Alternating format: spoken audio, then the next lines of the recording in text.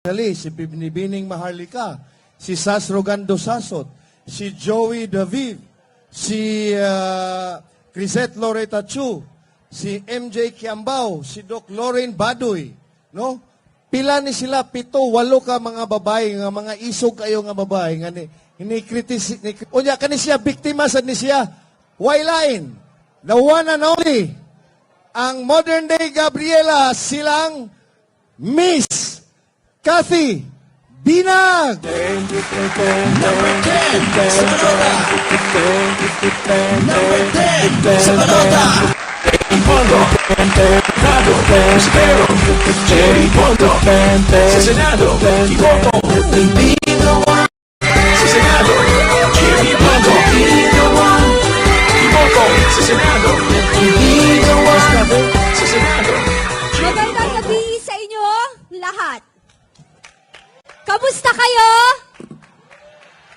Diba? Okay, nandito po tayo. Isa po ako sa, it was stated 30, but apparently we're only 37 na talagang lumalaban sa katotohanan. Dapat po ba tayo lumalaban sa katotohanan? Kaya po yung mga kandidato natin ay lumalaban sa katotohanan lamang. Kaya pa po yan si President Duterte. Pwede po bang humiling? Pwede po ba tayong sugaw ng Duterte? Duterte! Duterte! Duterte! Duterte! Duterte!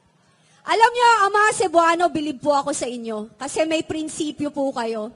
At hindi ho kayo nabibili. Tama? Tanggapin niyo po ang mga ayuda. Kasi pera po natin yan. Okay? Pero dapat po ang iboto niyo kung ano po ang nasa konsensyo at puso ninyo. Yes. Hindi po kami natatakot. Ba't ho tayo matatakot kung nagsasabi tayo ng katotohanan? Tama po? Sa mga ina dyan na katulad ko, sa mga single mother, sa mga lola, at sa mga single dad, natatawa.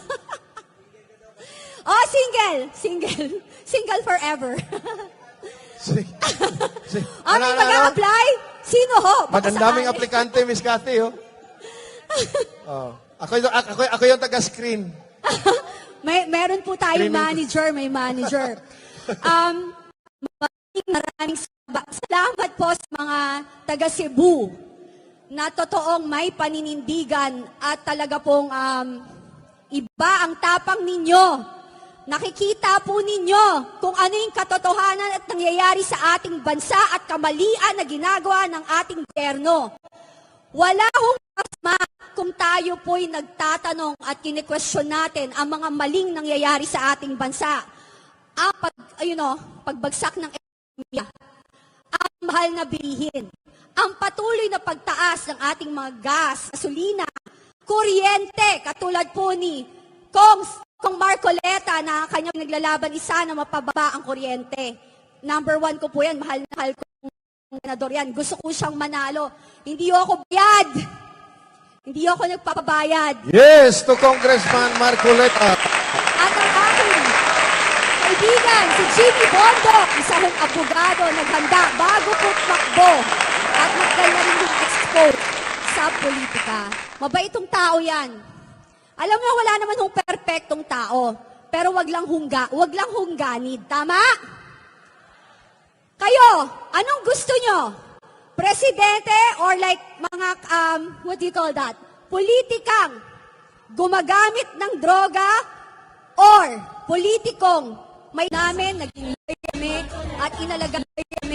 at inalagaan na ng aming ginawa.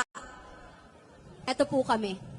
Dahil kami ho, may mga prinsipyo at paninindigan, ang gusto ho namin ay maiayos ang ating bayan, kahit man lang sa mailiit na paraan.